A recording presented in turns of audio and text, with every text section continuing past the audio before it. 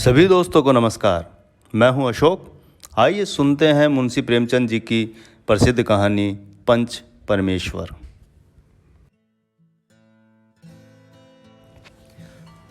जुम्मन शेख और अलगू चौधरी में गाढ़ी मित्रता थी। साझे में खेती होती थी, कुछ लेन देन में भी साझा था। एक को दूसरे पर अटल विश्वास था। जुम्मन जब हज करने गए थे तब अपना घर अलगू को सौंप गए थे और अलगू जब कभी बाहर जाते तब जुम्मन पर अपना घर छोड़ जाते थे। उनमें न खान पान का व्यवहार था, न धर्म का नाता, केवल विचार मिलते थे। मित्रता का मूल मंत्र भी यही है। इस मित्रता का जन्म उसी समय हुआ जब दोनों मित्र बालक ही थे और जुम्मन के पिता जुमराती उन्हें शिक्षा प्रदान करते थे। जुम्मन शेख की एक बूढ़ी खाला मौसी थी।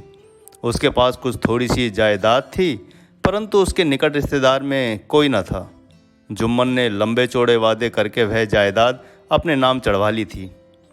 जब तक दान पात्र की रजिस्ट्री ना हुई थी तब तक खालाजान का खूब आदर सत्कार किया गया।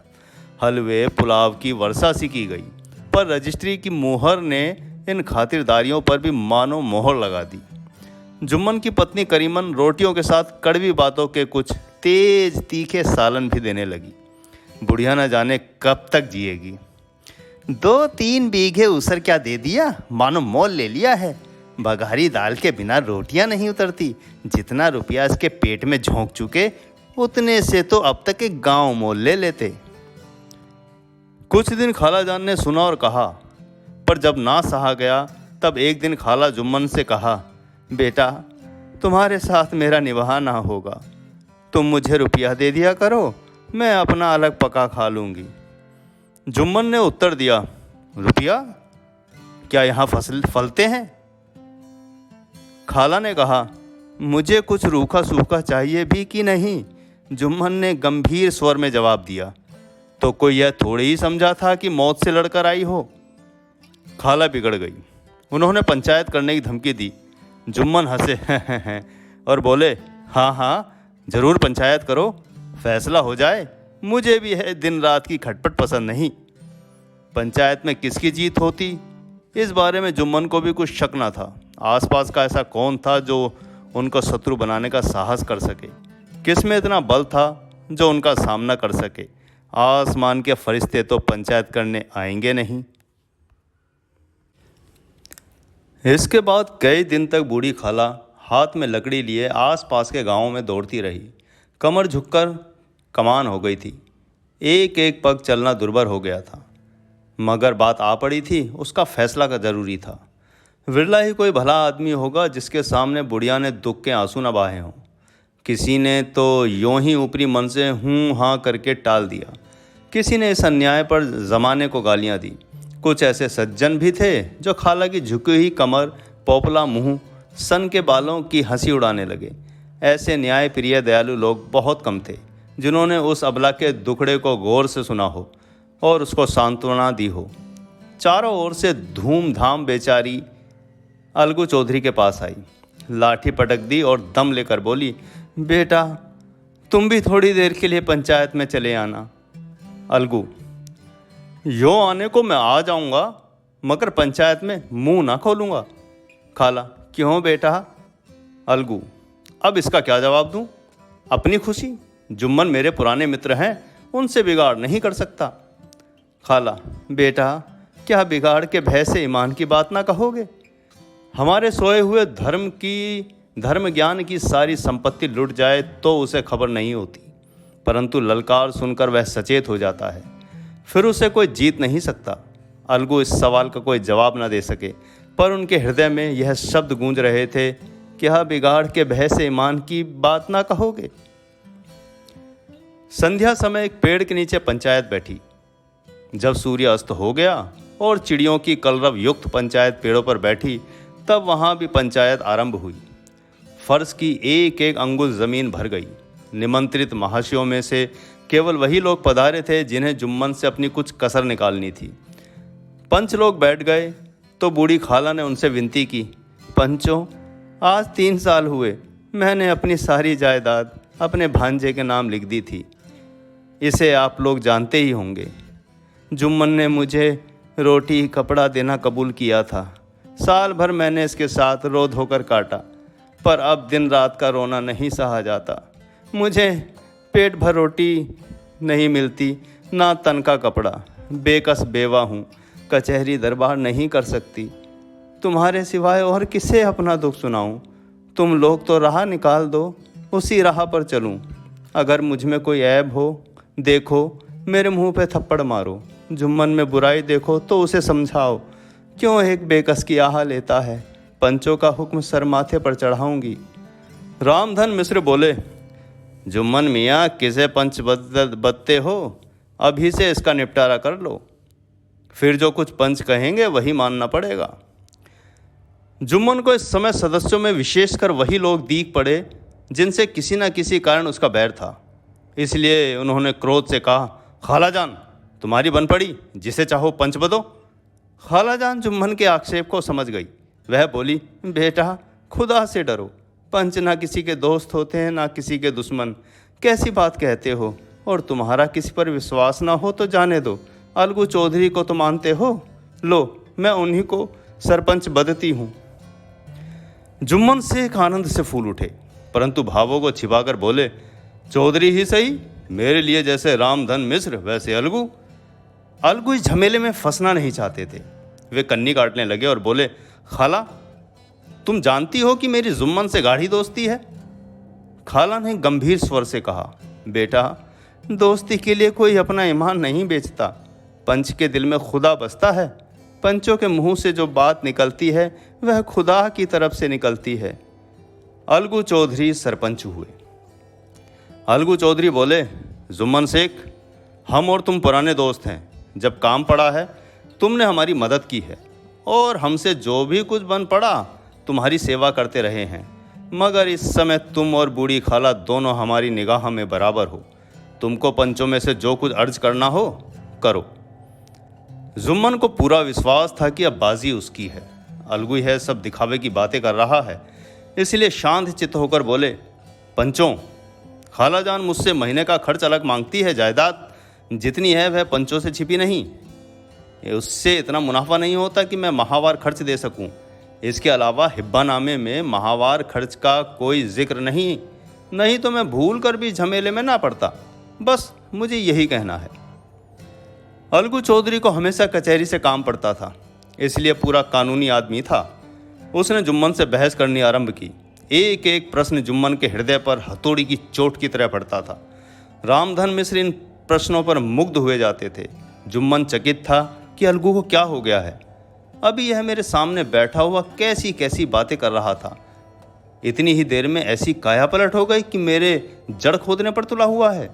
ना मालूम कब की कसर यह निकाल रहा है। क्या इतने दिनों की दोस्ती कुछ भी ना काम आवेगी? जुम्मन से किसी संकल्प विकल्प में पड़े हुए थे कि इतने में अलगू ने फैसला सुनाया। जुम्मन शेख, पंचों ने इस मामले पर विचार किया है।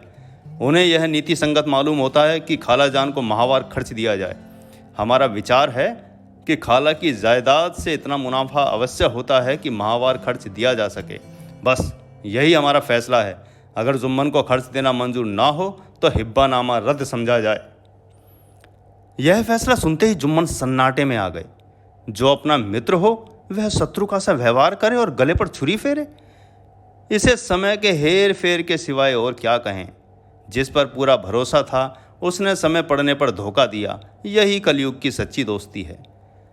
मगर रामधन मिश्र और अन्य पंच अलगू चौधरी की इस नीति परायणता की प्रशंसा जी खोलकर कर रहे थे। वे कहते थे, इसी का नाम पंचायत है। दूध का दूध और पानी का पानी कर दिया। दोस्ती दोस्ती की जगह है, किंतु धर्म का पालन करना मुख्य है। इस फैसले ने अलगू और जुम्मन की दोस्ती की जड़ हिला दी। अब वे साथ साथ बातें करते नहीं दिखाई देते। इतना पुराना मित्रता रूपी वृक्ष सत्य का एक हल्का झोंका भी ना सह सका। सचमुच वह बालू की ही रेत पर जमीन पर खड़ा था।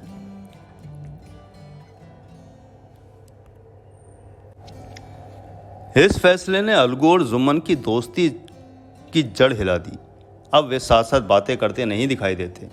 इतना पुराना मित्रता रूपी वृक्ष सत्य का एक हल्का झोंका भी ना सह सका। सचमुच वह बालू ही की जमीन पर खड़ा था। अब वे मिलते जुलते थे, मगर उसी तरह जैसे तलवार से ढाल मिलती है। जुम्मन के चित्त में मित्र की कुटिलता आठों पैर खटका करती थी। उसे हर घड़ी यह चिंता रहती कि किसी तरह बदला लेने का अवसर मिले। अच्छे कामों की सिद्धि में बड़ी देर लगती है, पर बुरे कामों की सिद्धि में यह बात नहीं। जुम्मन को भी बदला लेने का अवसर जल्दी मिल गया। पिछले साल अलगू चौधरी बटेसर से बैलों की एक बहुत अच्छी जोड़ी मोल लाए थे। बैल पचाही जाति के सुंदर बड़ी बड़ी सींगों वाले थे। दैव योग से जुम्मन की पंचायत 1 महीने बाद इस जोड़ी का एक बैल मर गया। अलगू को शक हुआ कि जुम्मन ने बैल को जहर दिया है। चौधराइन ने जुम्मन पर ही इस दुर्घटना का दोषारोपण कर दिया। उसने कहा, जुम्मन ने कुछ करा दिया है, अब अकेला बैल किस काम का। उसका जोड़ा बहुत ढूंढा गया पर ना मिला। आखिर यह सलाह ठहरी कि इसे बेच डालना चाहिए। गांव में एक समझू साहू थे। इक्का गाड़ी हाँकते थे। गांव से गुड़ घी लाद कर वे मंडी ले जाते। मंडी से तेल नमक भर लाते और गांव में बेचते। इस बैल पर उनका मन लहराया। बैल देखा, गाड़ी में दौड़ाया, बाल भौरी की पहचान कराई, मोल तोल किया और उसे लाद कर द्वार पर बांध ही दिया। 1 महीने में दाम चुकाने का वादा ठहरा। चौधरी को भी गरज थी, घाटे की परवाह न की। समझू साहू ने नया बैल पाया तो लगे रगेदने। वे 3 दिन में 3-3, 4-4 खेपे करने लगे। ना चारे की फिक्र थी, ना पानी की, खेपों से काम था। मंडी ले गए, वहाँ कुछ सूखा भूसा सामने डाल दिया। बेचारा जानवर अब दम भी ना लेने पाया कि फिर जोत दिया। अलगू चौधरी के घर बैलराम को रातिब साफ पानी, दली हुई अरहर की दाल और भूसे के साथ साथ खली और यही नहीं, कभी कभी घी का स्वाद भी चखने को मिल जाता था। कहाँ वह सुखचैन, कहाँ वह आठों पहर की खपन। महीने भर में ही वह पिस्सा गया। इक्के को जुआ देखते ही उसका लोहू सूख जाता था, हड्डियां निकल आई थी। एक दिन चौथी खेप में साहू जी ने दूना बोझ लादा। दिन भर का थका जानवर पैर न उठते थे। उस पर साहू जी कोड़े फटकारने लगे।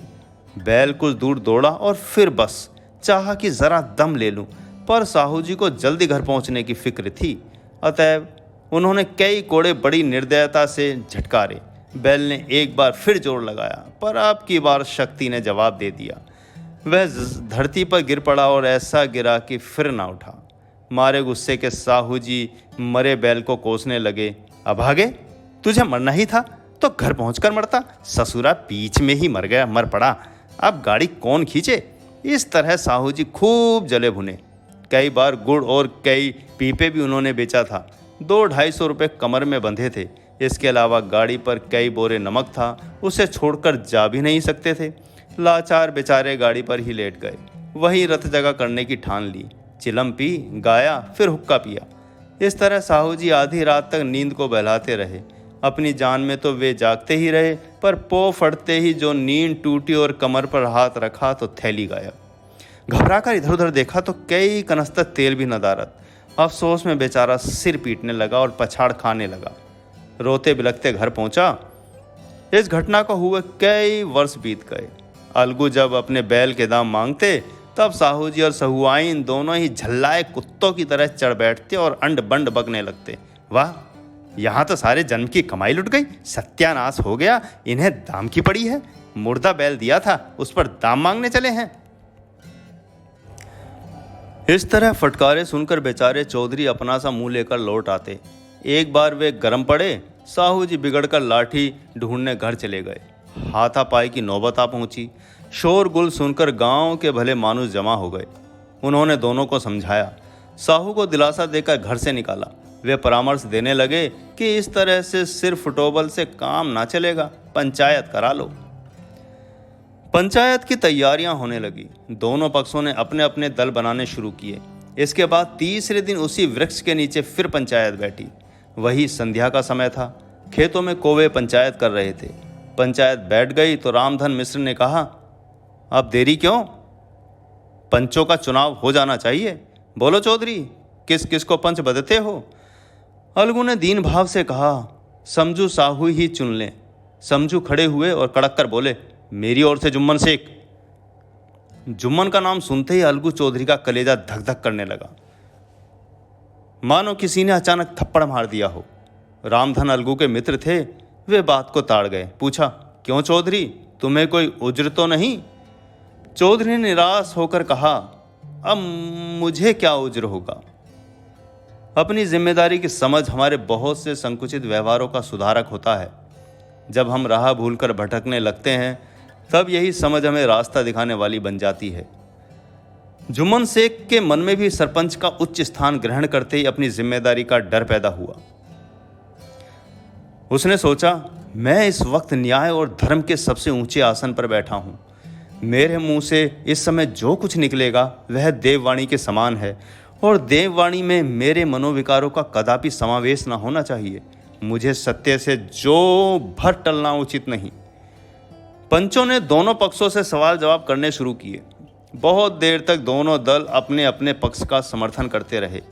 इस विषय में सब सहमत थे कि समझू को बैल का मूल्य देना चाहिए, परंतु दो महाशय इस कारण रियायत करना चाहते थे कि बैल मर जाने से समझू को हानि हुई।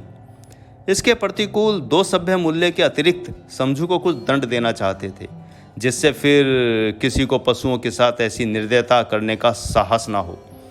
अंत में जुम्मन ने फैसला सुनाया, अलगू चौधरी और समझू साहू, पंचों ने तुम्हारे मुआमले पर अच्छी तरह विचार किया। समझू को उचित है कि बैल का पूरा दाम दे। जिस वक्त उन्होंने बैल लिया उसे कोई बीमारी ना थी। अगर उसी समय दाम दे दिया जाता तो आज समझू उसे फेर लेने का आग्रह ना करते। बैल की मृत्यु केवल इस कारण हुई कि उससे बड़ा कठिन परिश्रम कराया गया और उसके दाने चारे का कोई अच्छा प्रबंध नहीं किया गया। अलगू चौधरी फूले ना समाये, उठ खड़े हुए और जोर से बोले, पंच परमेश्वर की जय। चारों ओर से प्रतिध्वनि हुई, पंच परमेश्वर की जय, पंच परमेश्वर की जय। प्रत्येक मनुष्य जुम्मन की नीति को सराहता था। इसे कहते हैं न्याय। यह मनुष्य का काम नहीं। पंच में परमेश्वर वास करते हैं, यह उन्हीं की महिमा है। पंच के सामने खोटे को कौन खरा कह सकता है।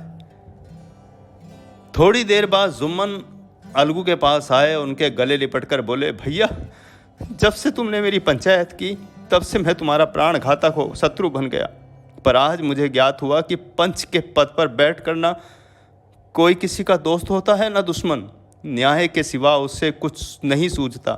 आज मुझे विश्वास हो गया कि पंच की जुबान से खुदा बोलता है। अलगू रोने लगे। इस पानी से दोनों के दिलों का मैल धुल गया। मित्रता की मुरझाई लता फिर हरी हो गई।